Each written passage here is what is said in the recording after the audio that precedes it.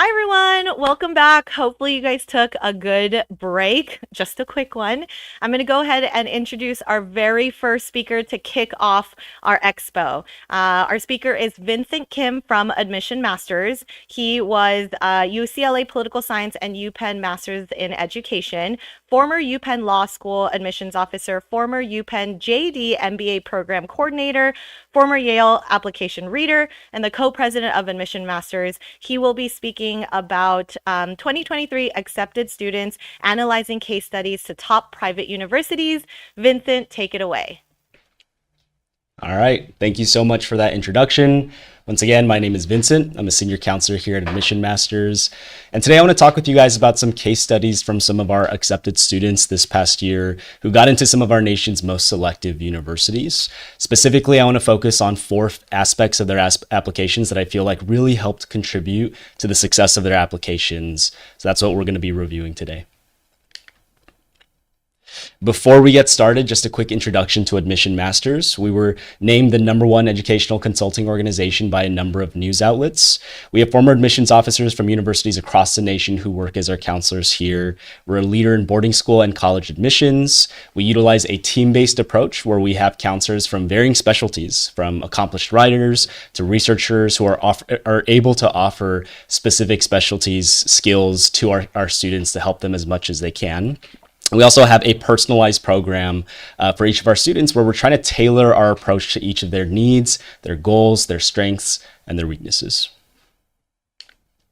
So I'm going to focus today primarily on 4 students, and I changed their names for the sake of anonymity, but I wanted to first share some commonalities that I felt like we really need to make sure we're clear on when we're aiming for some of these very selective universities. So you'll see here that I've broken it down into GPA and test scores. And across the board, they're very competitive. They're all very, very competitive applicants. You can see here that for the most part, they have perfect GPAs. For their test scores, they have, essentially a perfect ACT or near perfect ACT or SAT score, and very strong AP scores, pretty much all 5s and 4s. It's hard to get accepted into these colleges. I'm sure you guys knew that already, but I feel like there's this spectrum of understanding in terms of what our parents or students believe to be the case for how important these academics actually are. On the one end, I feel like there's parents and students who believe that academics are everything. And if you have 1B or if you don't get a perfect SAT score, there's no way that you can get accepted into these colleges. And on the other end of that spectrum are students who think that, I have a student who I have a friend who got accepted to Stanford last year and he ended up with a C in math. Or I had a student who got accepted, or I had a friend who got accepted into Harvard and he got a 1200 on his SAT score. And as with most things, I feel like the truth is somewhere in between. At the end of the day, I will say that while academics are extremely important and you want to try your best to remain as competitive as possible, it really isn't everything. And that's kind of why I want to explain these case studies with you guys here so that you understand the different aspects of your application that you need to make sure are as strong as possible, in addition to having, the strongest academics as you can possibly maintain. So this is just to preface everything to understand how competitive this actually is. But let's take a look at some of these case studies in more detail now. Actually, so I'm going to break this into 4 different aspects. We'll talk about how you can demonstrate passion for your major through your activities and even through things like your awards, competitions that you can get involved in. We'll talk about things like community impact and uniqueness, so the types of activities that you can do to try to make an impact on the people around you. We'll talk about essays and what you can be doing with your essays to stand out as much as possible. And then finally, we'll talk about recommendation letters, which hopefully students now, if you're rising seniors, you're starting to ask your teachers for recommendations as soon as possible. So the first case study I want to explain with you guys is going to be for this student, Darren. And I think he did a tremendous job of being able to demonstrate passion for his field.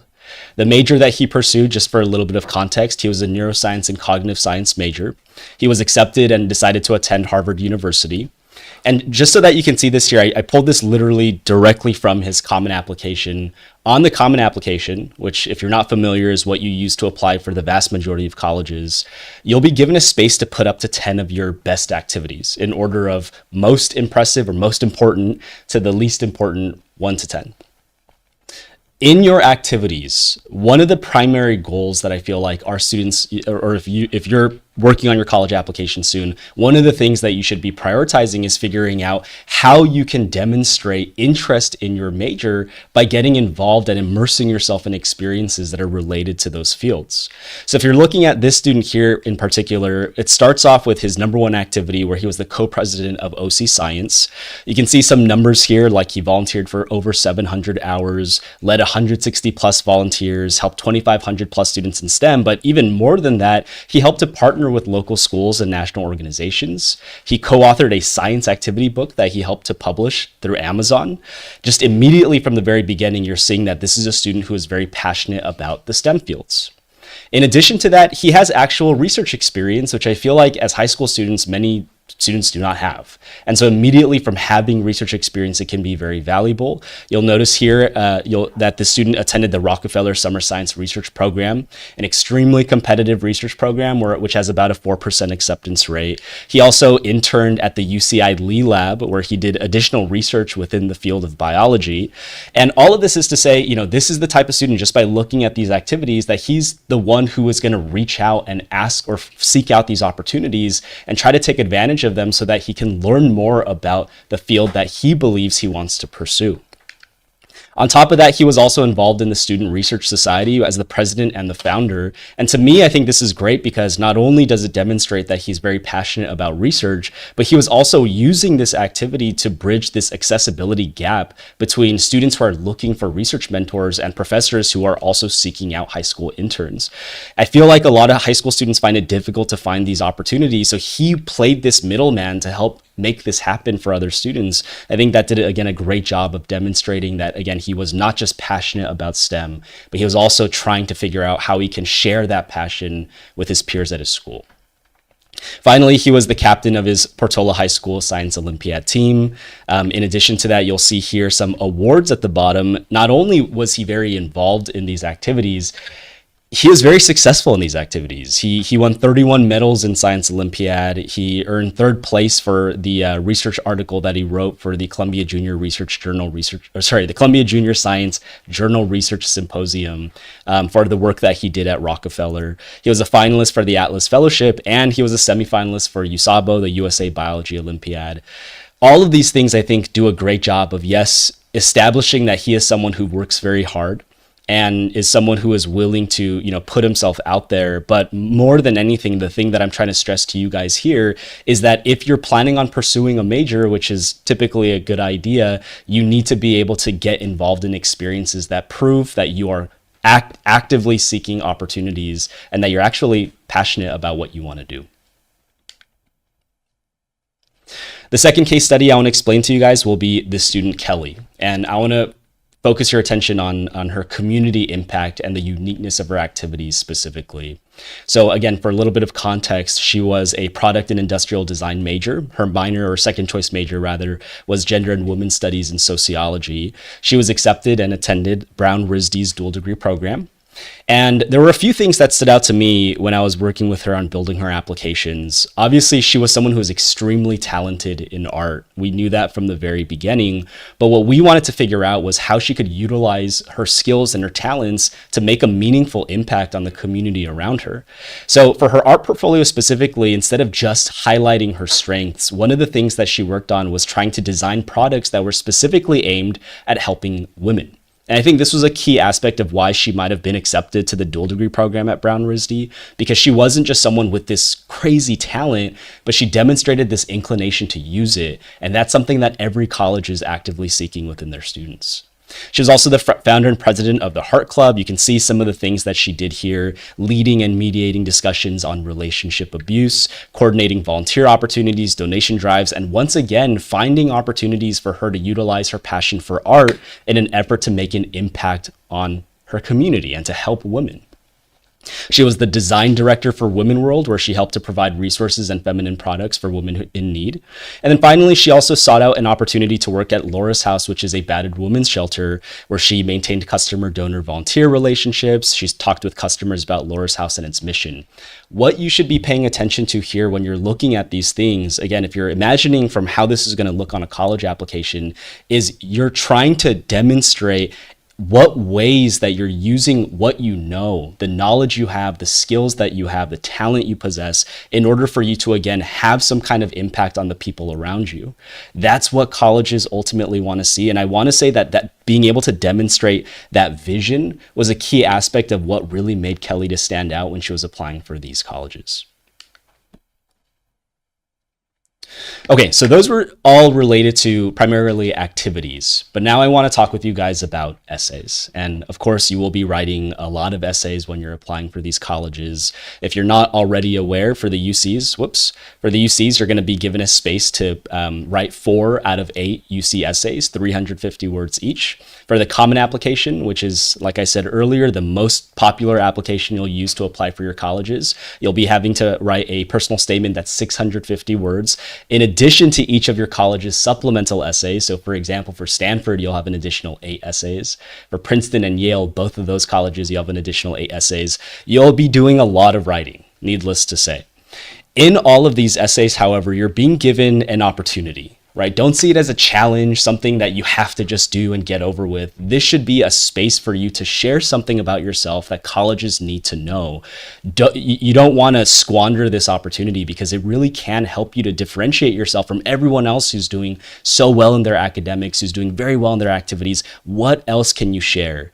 This is where you can demonstrate that. So this is where we can learn things like your personal insights, right? This is a space for you to be introspective and to reflect and to think about the things that you've done, the values that you possess, the qualities you carry, and why you want to share that with your colleges. You can share unique character traits that you have. You can talk about your college fit in some of your essays. You can discuss your future goals and ambitions, and you are able to, and this is, I think, the big thing, within your personal essays, you're able to construct a narrative about who you are and what you want to share with your colleges. I'll say this at the end of these few slides here, but your essays are really the glue that ties your application together, and you want to try your best to really construct as strong of a narrative as possible. So I want to read with you guys a sample essay, a sample personal statement. This is for a student, Holly, who was accepted to Columbia as a media studies communications major. And I specifically want to point this one out because I think she does a great job of highlighting something that colleges need to know that they wouldn't know unless she wrote about it in this essay. So let's go ahead and take a look at this. With just the pull of my classmate's 2 fingers across the ends of his round eyes, I came face to face with a new lifelong enemy. As a sole Korean American in my first grade class, previously untarnished by the knowledge of bigotry and discrimination, I didn't know what brought my classmate to commit such an act. What I did know was that it hurt, a twinge in my chest that I couldn't take my mind off of. This debilitating uneasiness drove me to tell my teacher of the whole affair, but she simply responded with, "Boys will be boys." Dissatisfied, I told my dad at the dinner table, to which he curtly replied, "Don't think too much of it." The twinge in my chest suddenly grew to anger. Anger at the boy for introducing racism into my life, and anger at myself for not speaking out against him. Growing up in a Korean community and attending Catholic schools my entire life, I was raised to not have a voice, to conform, to be silent. There were unspoken rules everywhere. And you weren't allowed to speak up against them.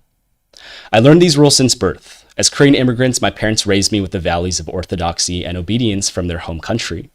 But even as a young child, I was the loudest person in the room and freely gave my opinions on every topic imaginable. As I grew older, I not only learned that this one encounter with my fellow classmate was a small part of a larger, more outrageous problem in the world, but I also discovered individuals who devoted their lives to fight against it.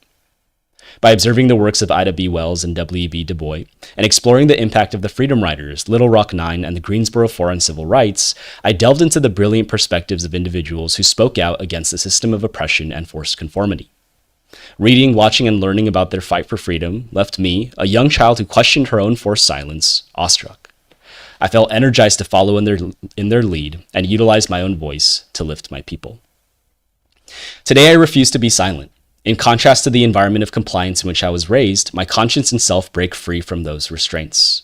I've come to realize that my greatest asset is my voice, and I'm unafraid to use it to stand up against racism and injustice. My activism encourages me to subsist on uplifting those who are muted by oppression and don't have a voice. It's what inspired me to aid the Keep Koreatown protest, in which I fought to protect the thriving Korean American community in LA. It's what motivated me to organize seminars to spread awareness about Korean comfort women who were forced into sexual slavery by Imperial Japanese soldiers.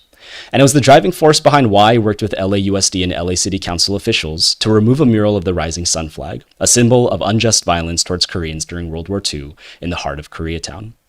Even my art shares the exact loudness of activism I have with words. Each piece I make, no matter how it may look to the naked eye, is inspired by my passion for social justice.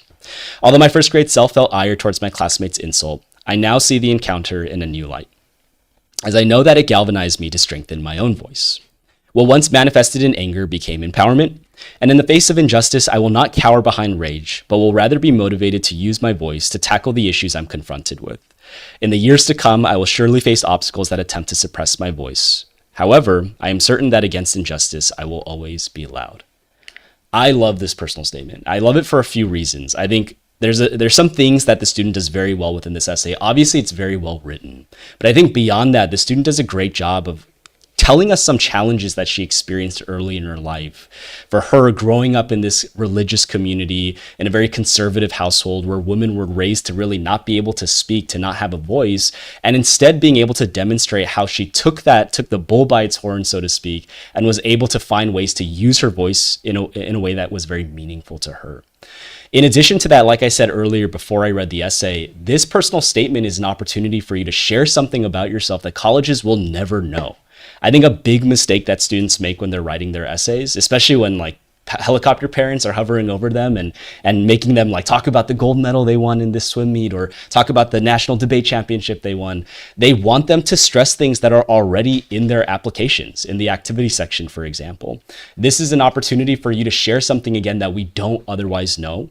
You can definitely pull aspects of your application, of some of your activities, of some of your recognitions, but this is not a space for you to just tell us your entire resume and to just brag about your accomplishments. We want to know what else we need to learn about you, and this essay does a great job of establishing that.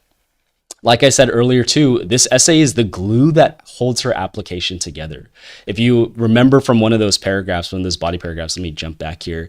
This paragraph here where she talks about getting involved in the Keep Koreatown protest or helping organize seminars for Korean comfort women, or even for the art that she's done, all of these things without this essay would maybe just seem like one-off events. But through this essay, she ties it all together as a way for her to explain how she gets involved and why she wants to use her voice, how she's going to be how she's going to be working to utilize her voice moving forward as well. So this essay, again, does a great job of gluing those components together and teaching us something about her that, again, we must understand.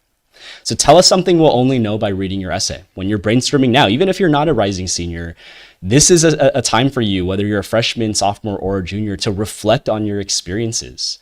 Right? We want students who are introspective. We want students who really actively thought about the things that they've gone through, and then through their experiences, highlighting values, qualities, perspectives, viewpoints that we must know. And through that, demonstrating your own story, your uniqueness, and your authenticity. So this is the space for you to be able to do that.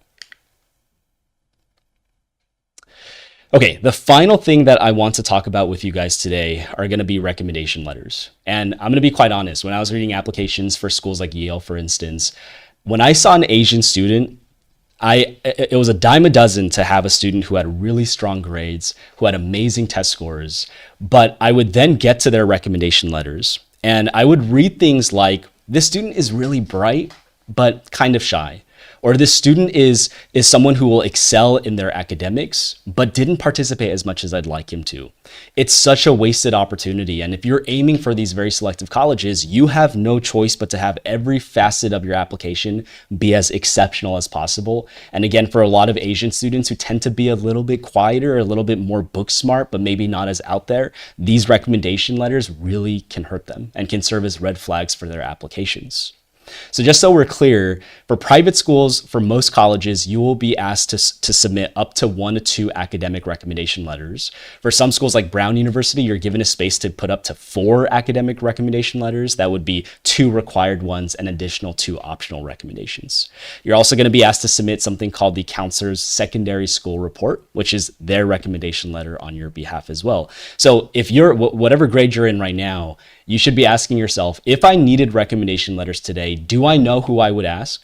And will they write not just good recommendation letters for me, but exceptional recommendation letters for me? If your answer to either of those questions is no, that's a problem. And this is something that you should be working on as soon as possible. From the very beginning of your school year, you should be working to build on your relationships.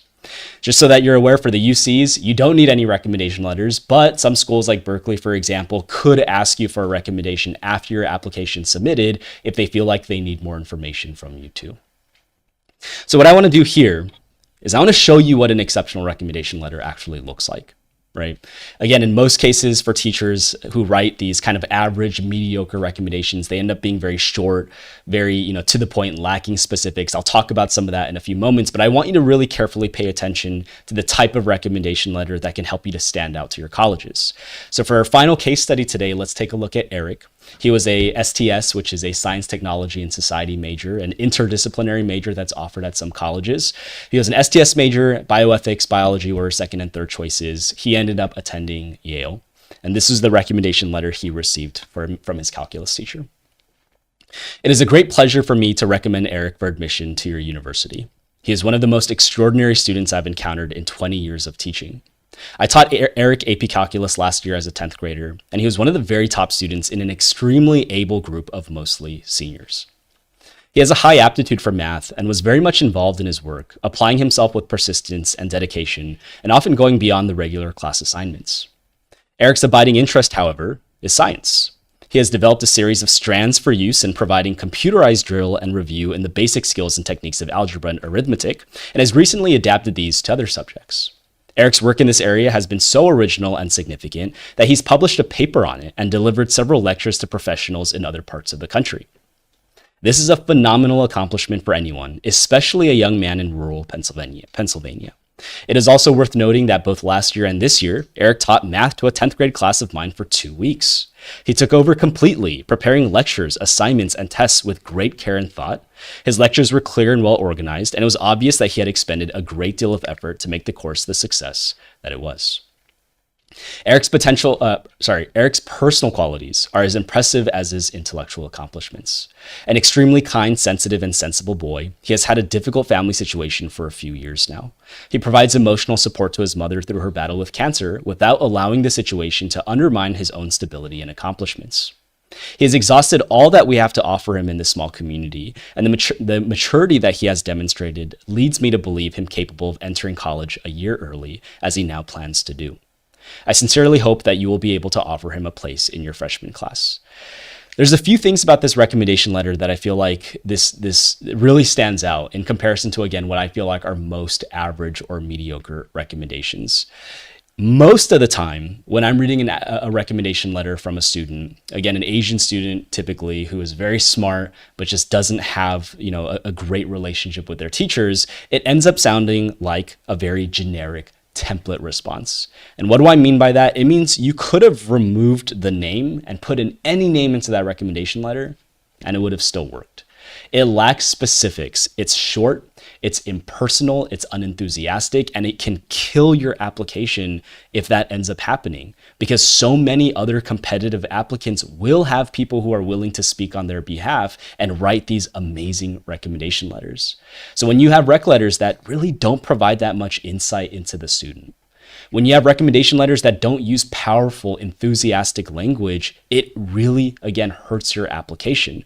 It can also be a problem when, again, you demonstrate red flags to your rec letters. If we ever see anything like the student was smart but kind of quiet, or the student was brilliant in the class, did well in exams but was very shy, or even worse, if your teacher says something like the student doesn't work hard or argues with his teachers, those are huge problems, obviously. And again, you can have the best grades. You can have a 1600 SAT score. You can have amazing activities. If your recommendation letters don't speak to your qualities, your character, your strengths in a way that's, again, exceptional, it really is going to end up putting a damper on your application. So we want to see some things within these recommendation letters, and the only way we can see those strengths is by you building on your teacher relationships early and often. So in terms of some strategies, again, this would especially be the case for my freshmen, sophomore, and juniors here who are listening to the seminar. But if you're finding it hard to build on your relationships, I know it can seem a little bit awkward, but you need to put yourself out there. So there's a few things that you can be working to do here. Number one, we're going to expect that you participate as often as possible. That means whenever you have the chance to raise your hand to answer a question, you should be taking on that opportunity. This also means that you have to attend office hours. You need to make sure that you are not just going to the classes and not just paying attention to the lectures, but that you're also taking advantage of opportunities to talk with your teacher in between classes, in nutrition breaks, after school. A lot of times teachers will have set office hours for you to attend so that you can actually go and receive additional support. But if they don't have those opportunities, because I know some schools do not, then you're going to have to go during lunchtime. You're going to have to ask your teacher, schedule a meeting, find a way for you to show to them that I want to learn more. Even if I'm getting an A in the class, I want to do better. That's the type of student that is going to get a very strong recommendation letter from their teachers. So you got to attend those office hours, and you got to communicate with your teachers early and often too. Just so that, again, we're clear on this, this is a very important time for us because it's August. And a lot of you guys are already back in school. If not, you will be going back to school probably in the next 1 or 2 weeks. If you don't build on your teacher relationships within the very first few weeks, first few months of school, you have already established an impression to your teacher that is going to be extremely difficult to break. That is problematic. So if you want to find a way for you to build on your relationships, do not wait. From day one, you want to make sure that you're implementing these strategies as much as possible so that you're getting a good first impression from your teachers, and hopefully you can only go up from there. So again, communicate with your teachers inside and outside of the class. Email them things. I have students who get so involved with their teachers that they actually will find an article that they read that reminded them of something that their teachers taught them. And they'll email that article to their teachers and say, hey, like, look at this. I thought it was really interesting. It reminded me of what you taught me in class yesterday, for example. Or if there's a podcast that you listen to or video that you watched, this is a great opportunity for you to formulate new inroads with your teachers and to build these relationships in a way that most other students will not be doing. You want to make sure you're showing appreciation for your teachers. I don't know if any of you guys do this, but you should. During holidays, Christmas, at the end of the school year, there's Teacher Appreciation Day. If you don't already do something nice for them, and I'm not saying you have to buy them anything, I'm not asking you to bribe your teachers or anything, but if you do have the opportunity to write them a card, at the very least, write them an email, something that can take you, a minute to do max, this is an opportunity that, again, you shouldn't be wasting. Right? Again, think about it. Most students will not be taking on this opportunity to go above and beyond to build their teacher relationships. So even small steps like this, very simple things like this, can help you to build your relationships even further. And then finally, you want to try your best, and I think this is the peak. This is at the epitome of what I'd want to ultimately happen by the time you're building your relationships. After you're participating often, after you're going to those office hours, what should you be doing next? You should be working to build a more personal relationship with your teachers that goes beyond academics alone. That can be difficult, and I understand that. I know for some students, it's easier for them to build these more personal relationships than it is for others. But you need to practice this. So again, especially for those of you who are underclassmen, freshmen, and sophomores, you're probably, by the way, again, going to ask your junior year teachers for recommendation letters. So if you're a freshman or sophomore, you should still be building these relationships as practice, and also because you might ask these teachers for recommendation letters for your summer programs, for internship applications, for example. So build these relationships, practice talking with them about things that go beyond academics alone, right? If they're a huge basketball fan, if they're a Lakers fan, for example, bring that up. Try your best, again, to exercise that ability to discuss things with them that don't just have to do with academics alone. All right. Hopefully by implementing these strategies, it will allow you to develop a good relationship with your teachers, again, early within the school year, and ultimately allow you to get a very strong recommendation letter by the time you'll need one. Okay, so I hope that was very informative. I know I went through a lot of information quickly here. We're going to go through a Q&A in a second, but that being said, we have our QR code here. So if you'd like a free consultation, feel free to contact us at the phone number or click on the QR code to go to our link tree. Thank you very much. All right, we are going to go to our Q&A session. That was amazing. Thank you, Vincent, for sharing the ultimate information with us. I saw a lot of really amazing questions on YouTube. By the way, you guys can keep chatting throughout the entire seminar today, entire College Expo, and even while I'm doing the Q&A sessions, if you guys have questions, feel free to type them away. I'll choose a few and we can answer some of those questions. So, Vincent, let's go ahead and ask you some questions.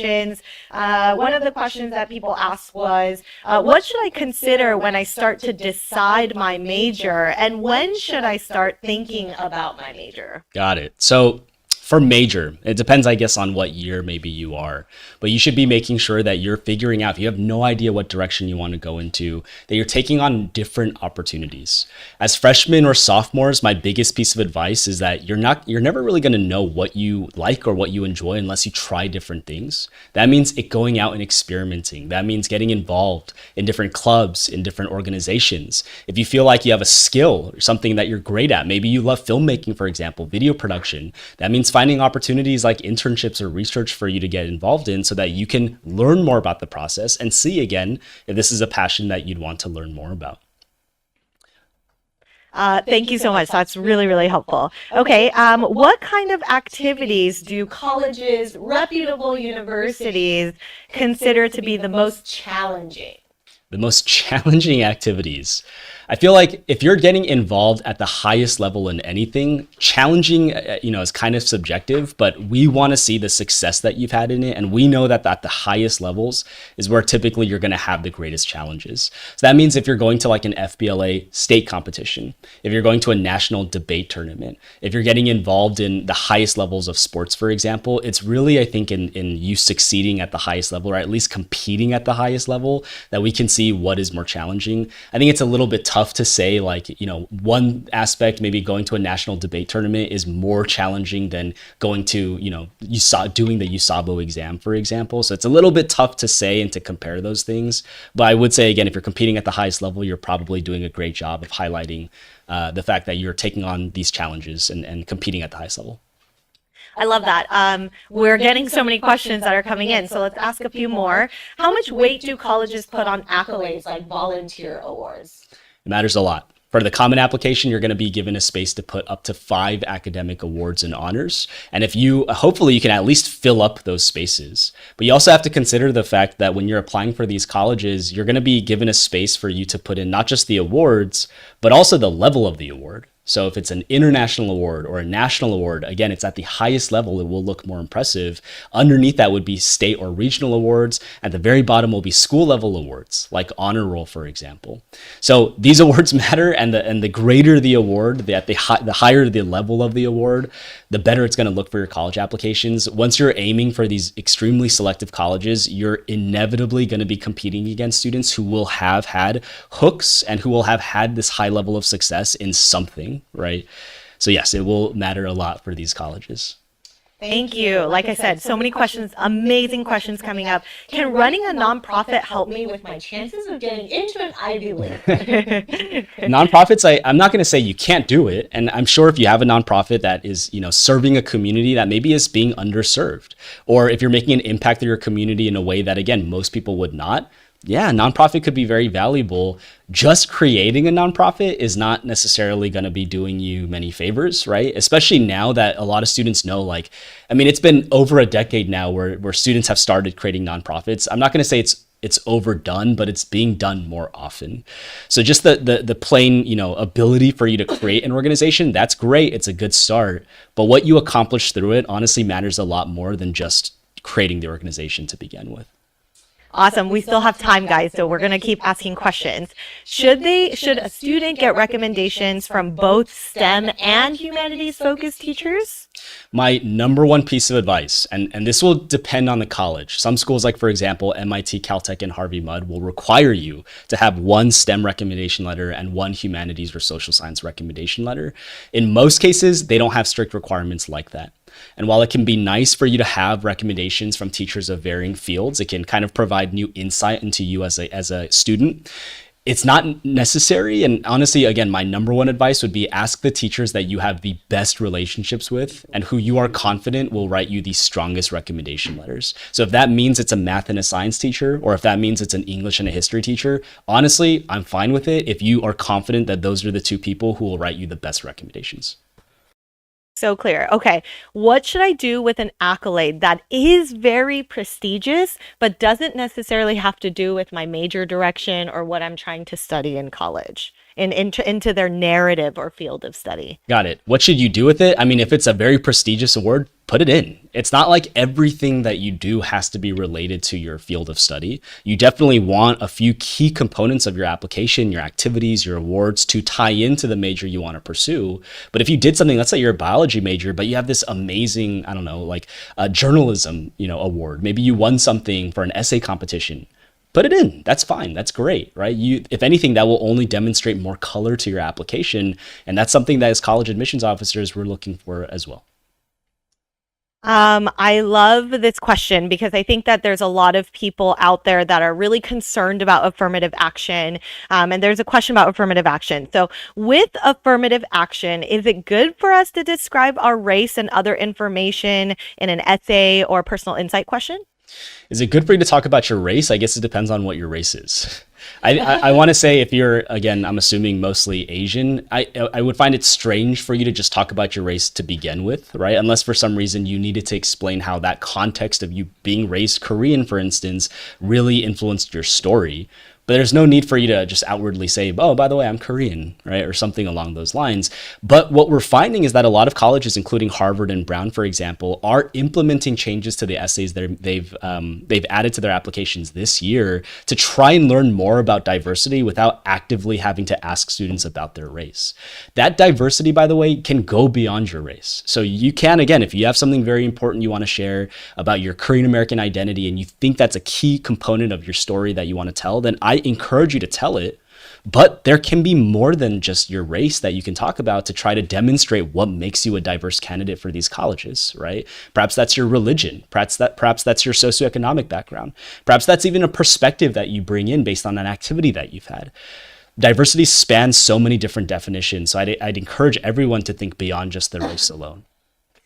Yeah, and by the way, in the new applications for the Common App, now that that's out for our seniors, there's more essay questions now that are asking for that diversity piece. So it's actually good to kind of pinpoint some of those things that make you unique and colorful. So thank you so much, Vincent. That's really helpful. We still have a few more minutes. What are some ways, I know you explained during the seminar how to get close to teachers, but I do think because students are now coming back to school, more and more students are kind of concerned about how they can build those relationships with teachers. So if you can give just a couple of maybe tangible tips on how to get close and build those relationships with teachers, I think that'd be awesome. I want to say that was actually in my slide, so I'm not sure why that question's being asked, but that being said, I'm trying to see if there's anything else I would say. Biggest thing, build your relationships early and often, talk with your teachers inside of class, attend office hours like I had mentioned, and if there's no office hours, nutrition breaks, lunch breaks, in between class, after school, you have to show them that you're making an effort to try to build your relationships further. This also means that, again, demonstrating appreciation, taking advantage of holidays, teacher appreciation week. You want to do your best to at least write them a nice personal card that shows them that you're very grateful for the work that they've put in for you throughout that year. Those are a few things. Ultimately, hopefully you can build a nice personal relationship with your teachers and go beyond just academics alone. But I mean, really the only thing that you can do, there's no shortcuts. You have to talk with your teachers often. You have to participate. You have to go to those office hours. At least that would be, to me, the bread and butter for how you can build a relationship with your teachers, and then you can move from there. Awesome. There's, we might have time for one or two more, but let's see. So there's some questions about hours for volunteer service. What is a good amount of clubs to join? How many hours of service do you recommend? Someone asked specifically for UC. Someone asked just in general. What would you recommend? Amount of clubs and hours of service generally? I feel like this question is a popular one and is almost a backwards way of thinking. I think when we think about it in numbers like this, it defeats the purpose of what colleges are actually trying to learn about through your activities. So if I wanted to answer your question just like quickly and to make sure that I am getting to your question, I will say that there are some awards that you can earn. For example, the Congressional Award, or if you want the gold medal, you need to have 250 hours of volunteering. So hitting that number would be very nice. For the President's Volunteer Service Award, for the gold award, you need 100 hours. Again, hitting that number would be nice. In terms of activities, you're going to be given a space to put up to 10 activities on your college applications. For the Common App, for the UCs, you'll be given a space to put up to 20 activities and awards. So let's say having around maybe at least 10, including summer programs and internships, plus clubs, all of that would be great. Once again, I'd encourage you to not just think about it in those terms, right? Colleges really don't care as much about quantity and how much you're getting involved in as much as they care about quality and the work that you're putting in. What kind of service are you doing? If you're doing 250 hours of, going to a homeless shelter and serving them food, that's great. I'm not even gonna, I'm not gonna disparage that, but at the same time, that's something a lot of people will be doing. If you're doing 250 hours of volunteering, tutoring, that's something that a lot of students will be doing. That the efforts that you're making, the type of volunteering, honestly, I as an admissions officer would care way more about that than I would care about just the hours or the number of activities alone. Awesome. I think that was it. I know you guys have some really great questions, so we'll go ahead and continue to answer them through the chats and also through our other Q&A sessions. So don't worry, your questions will get answered. We want to go right into the lottery. Woo! Our first lottery, guys.